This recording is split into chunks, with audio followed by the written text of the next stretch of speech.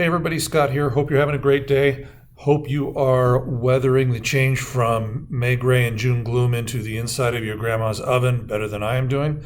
I want to take this opportunity to quickly jump into the real estate statistics for San Diego through June. I'm going to show you how attached and detached units did price-wise. Some of my predictions came true, not all of them, but overall, very strong month. Then I'll get in and look a little bit at volume. This is what is affecting the industry and some of the increasing layoffs you're seeing. We'll talk about that a little bit.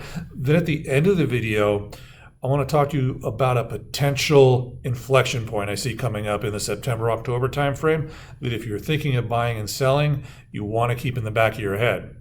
For now, let's go less of me and more charts.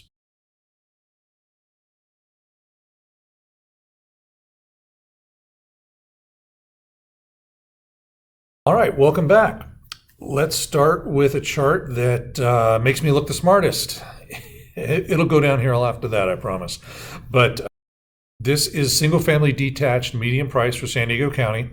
And as we talked many times, we peaked back in April. May, June, we started to see the effects of the higher interest rates, the rate hikes. And so April 22 was our peak. We bottomed out, as you're all familiar with, in January of this year. By the time we got up to April of 2023, had 1 year into the drop, I was predicting that most likely by July, we would be back to the peak. And if you look at this, end of June, $1 million, matches exactly end of April 2022, $1 million. So for single family detached homes, the median home price now matches what it was at the peak. So we fully recovered. Everybody's saying doom and gloom. I think I'm now justified in my assessment 6 months ago that they were wrong and going to be proven foolish. And definitely that has happened so far. Now let's look at attached housing, and you will see that it's still coming back but hasn't quite made it. We ended June at $650,000 median price for attached housing in San Diego. Our peak in May was $670,000. Now, in retrospect, I should have probably split my prediction in half, because the attached housing being more affordable just by definition of attached and detached was more subject and is more subject to interest rate hikes. Somebody coming in and saving every last penny they have to put 20% down on their first home is going to be hit harder when rates go from 3 to 7 than somebody who is buying their third or fourth home, has a lot of equity to trade up, and is very well established in their income earning potential. So that is always the case. I should have seen that coming and should have broken these out. However, I'm hopeful that the attached will keep its current momentum, and even though it looks like it's slowing a little bit, we'll get back to the peak of May here pretty soon. Now, interesting thing to note, I've done a couple of videos where I've talked about the difference between median and mean in housing prices and why one's better than the other sometime. Let's look at the mean for the attached. One thing I want you to notice is we're up here 2.8% year over year on the median. On the mean, we are up 1.7%, not quite as much. And once again, we haven't caught up with the mean. But on the detached, the mean has also not caught, and that's where it differs from the median. We're up 1.7% once again as a mean price on detached pricing, but we have not caught up. We're sitting at a little over 1.3. We peaked at 1.35, and in fact, we were down a little bit last month on the mean. Once again, this just means that we're selling more of the more affordable homes than we're selling the luxury high end. That's what happens when the mean is growing faster, or I'm sorry, that's what happens when the median is growing faster than the mean. Now let's take a look at, let's combine everything, all property types, to look at some global statistics.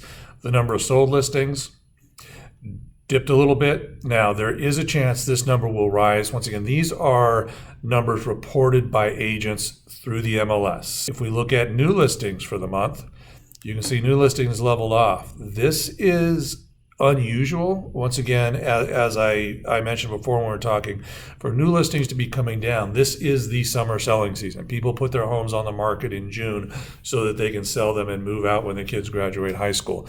I would be very surprised if this doesn't turn around and go up in July. what is the result of the lower sold listings, common sale, or consistent pending sales and consistent new listings. If we looked at the active listings overall, we are still increasing, something we definitely expect to see this time of year. We are up 500 listings, so that is about 7% over last month. Now, once again, to give everybody who's getting scared that this is getting close to all-time highs, it is definitely not happening. Let's look at the maximum, and you can see in our little environment of 3 years here, we're increasing, but compared to historical, we are still very much in a seller's market. So overall, market shows some good strength, continued, although not as much energy behind the growth in June as we saw in May. We have basically gotten back to levels with detached housings where we were before the interest rate hike. Attached, that's not happened yet. We'll watch it over the next couple of months. Industry-wide for realtors, we're still seeing a reduction in activity that is leading to more shrinkage, more lenders getting out of the residential lending, consolidation of real estate brokerages, agents becoming waiters, that sort of thing. So expect to see that continue. Now I want to talk about what I alluded to earlier, which is the thing that I think could cause a negative inflection point in real estate prices later this year, and that is the resumption of student loan payments. Most of you out there just heard that and said, what?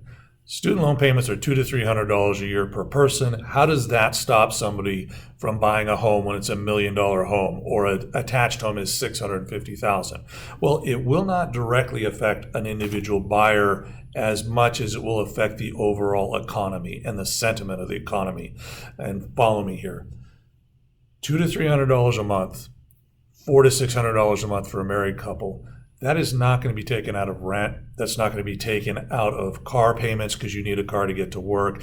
You're not going to take food off the table and out of your kids' mouths. What it's going to hit is discretionary income. It's going to hit the service sector because you're not going to go out to dinner as often, or if you do, you're going to go more to fast food than you are going to sit-down meal. You're not going to go out to the bars as often. You're not going to take the kids to as many shows. You're not going to go to as many movies. It's going to hurt the businesses that are service-oriented and discretionary income for most of us. That is going to cause headline news of increased layoffs, of people doing worse right as we're heading into the holidays. Bad news heading into the holidays with everybody having a little less money is going to create a little bit of a dour attitude out there. And usually when this happens, we see it affect real estate. Nobody wants to step out and buy $1 million or $1.5 million house or even a $600,000 first-time home when the news is telling them how everything is negative. Nobody wants to look like a fool. Nobody wants their friends to call them an idiot.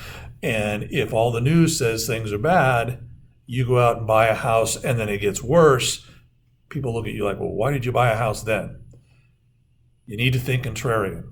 If you're a seller, and I'm talking to my sellers now, let's get the house on the market before September. Let's get into escrow. Let's get closed. If you're a buyer, might not be a bad time to wait. There are going to be people that still have to sell. And if the overall mood turns sour, you as a buyer will be able to take advantage of that and get a better deal, potentially. So look at this inflection point potentially coming up at the end of this year, not as a pending crisis, but as a short-term opportunity where if you are a buyer, the market may slip a little bit. It's time to make your move. Sellers, if you know you're going to sell between now and the end of the year, let's get it done now so that we're not dealing with everybody having a depressed attitude because a bunch of students have to pay back loans that they took out 10 years ago and it's hurting their discretionary spending. So is it going to cause a crash? No. It's going to be a short-term blip, but we could see an inflection point. We could see a reversion back where we slump again for a short term, and it will be an opportunity if you're a buyer to jump in. Because if that happens, it's not too unlikely that the Fed may then lower rates to try and bolster the economy a little bit if we slow down too much. So you want to buy when you get that dip before the Fed lowers rates, because then we're going to be off to the races and this thing is going to go gangbusters again. All right, that's it for me. Hope you have a great July. I'll talk to you again in August. If you have questions about buying or selling a home or managing property or investments, please give me a call or hit me up in the comment sections. I'll do my best to get back to you. Thank you very much. Have a great month.